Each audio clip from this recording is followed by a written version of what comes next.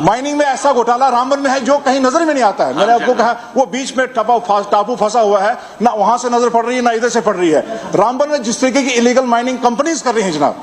मंत्री साहब आप देखेंगे कि कंपनीज ने, ठेकेदारों ने मिलके जितना भी टनल का मक है, एक भी बंदे क्रशर के पास जो है वो माइनिंग का पट्टा नहीं है, लेकिन वो सारा का सारा जो है एक तो रॉयल्टी भी खत्म हो रही है और एक जो है नुकसान भी हो रहा है। जी है जनाब, जहां अभी तक महरूम है इंडस्ट्रियल स्टेट से, इसलिए मैं कह रहा हूं कि जनाब अभी तक जो है एक वाहिद एक ऐसी कॉन्स्टिट्यूंसी है जहां तक अभी तक एक भी इंडस्ट्रियल स्टेट नहीं बना सके हैं, ना लैंड एक्वायर कर सके। लैंड अगर ली भी थी इन्होंने, क्योंकि चूंकि अब मेरी कॉन्स्टिट्यूंसी जो है वो बजरिया रेल भी जनाब जुड़ चुकी है, तो मैं महकमा मंत्री साहब से गुजारिश चाहूंगा, मंत्री साहब मेरी जरा तवज्जो चाहें कि हमारे इलाके में जो है इंडस्ट्रियल स्टेट के लिए जो लैंड एक्वायर हुई है, अभी तक वहां पर एक भी इंडस्ट्रियल यूनिट नहीं खुला है, इसकी जरा तहकीकात की जाएगी। दूसरी जनाब, रामबन जो था सबसे एक मेडिटेरियन, उसका ज्योग्राफिकली ऐसा है कि वहां पर सबसे पहले जो है इंडो इटालियन फार्म जो है ऑलिव का खोला गया था, लेकिन आज वहां पर आप देखेंगे ऑलिव प्रोडक्शन भी बिल्कुल गिरते जा रहा है, क्योंकि ना तो उसकी मार्केटिंग सही से हो रही है, ना वहां पर इस तरीके की जदीद टेक्नोलॉजी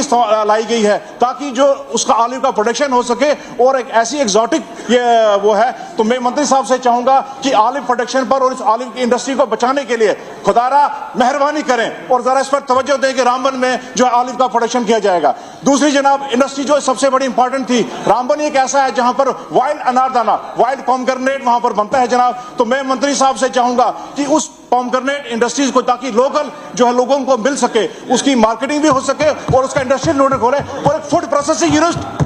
प्रोसेसिंग यूनिट मंत्री साहब जरा यहाँ तवज्जो रहिए, क्योंकि रामबन को तवज्जो ना उधर से मिलती है ना इधर से, तो फूड प्रोसेसिंग इंडस्ट्री खोलने के लिए दी जाए, ताकि एक अनारदाना और उसके साथ साथ जिस राजमाश की सारी दुनिया में ढिंढोरा पीट रहे हैं, लेकिन अभी तक उसका एक भी दाना जो है हम सब लुधियाना में बेच रहे हैं, लेकिन रामबन में नहीं जा रहा है। तो मैं मंत्री साहब से चाहूंगा कि फूड प्रोसेसिंग यूनिट वहां पर होना चाहिए। तीसरी जनाब, आज का तो जोर है वहां एनवायरमेंट है, कार्बन डेटिंग की जो बात की जा रही है, कार्बन फुटप्रिंट जो है, हमारे प्रोडक्ट जो है यूरोप में नहीं बिकेंगे, और हमें इंडस्ट्री इस तरीके के हमारे को इंडस्ट्रियल यूनिट्स खोलने हैं जो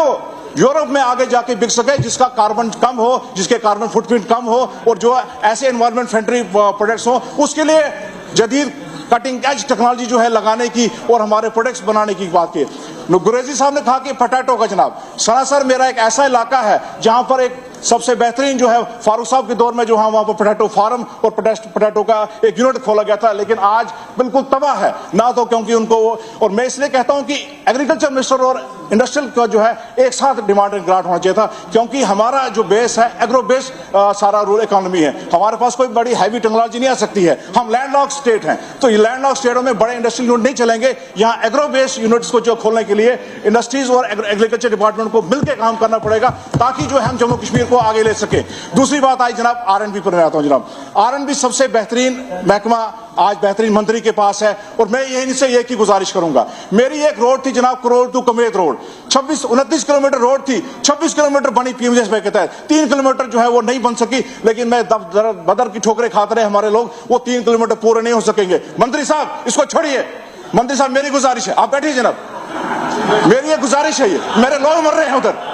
और आप बैठिए इन्वेस्टमेंट क्रिएट करते हैं बीच में। और 3 किलोमीटर का जनाब इंपॉर्टेंट स्ट्रेच है वो, और 3 किलोमीटर जब तक पूरा नहीं होगा, पूरा इलाका सराज को वो टच करता है जनाब, और इस 3 किलोमीटर के लिए जो है हम दरबदर की, और सेविंग में पैसा था जनाब, सेविंग में पैसा है, मेरी रोड को उसमें पैसा दिया जाए ताकि करोड़ टू कमेत जो है 26 किलोमीटर से आगे बन सके जनाब। उसके बाद जो है सिटी एंड टाउन एंड में जो है सबसे कम पैसा रामबन को दिया जाता है। मेरी आप टाउन के हालात देखें जनाब, टाउन में बिल्कुल खस्ता हालात है, आप बटोर टाउन की देखो, जिसको टूरिज्म पर लाने की कोशिश करते हैं, लेकिन रोड ऐसे हैं जनाब उधर बिल्कुल कुछ नहीं है। तो सिटी एंड टाउन में मैं मंत्री साहब से गुजारिश करूंगा कि इसमें पैसा बढ़ाया जाए, रामबन डिवीजन को पैसा दिया जाए, और मैं एक भी गुजारिश करूंगा सरकार से, अगर हम रोड्स का महकमा ही अगर अलग कर दें,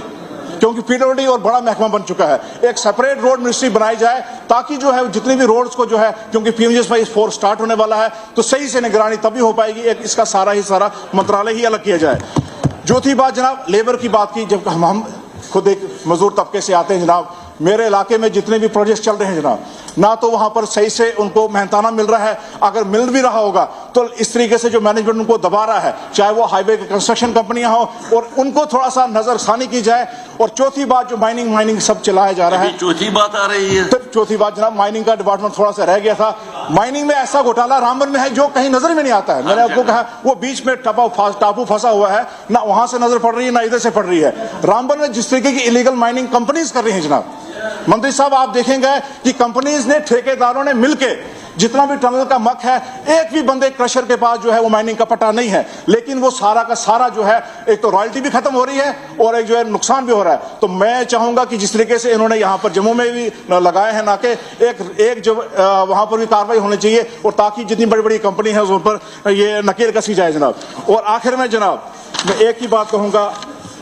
कि रोड्स का, जनाब जितनी हमारी रोड्स का मेंटेनेंस बड़ा कम हो पाता है सर, क्योंकि हमारे पास पैसा कम है। तो मेरी एक गुजारिश है, एक थोड़ा सा एक रिक्वेस्ट है कि जो है लोकल जो यूनिट्स है, पंचायत से, इनको टोल लगाने की इजाजत दी जाए, ताकि ये अपनी रोडें खुद मेंटेन कर सकें, और इसमें जो है थोड़ा सा फंडिंग की ओर, ताकि मेंटेनेंस का काम हो सके। बहुत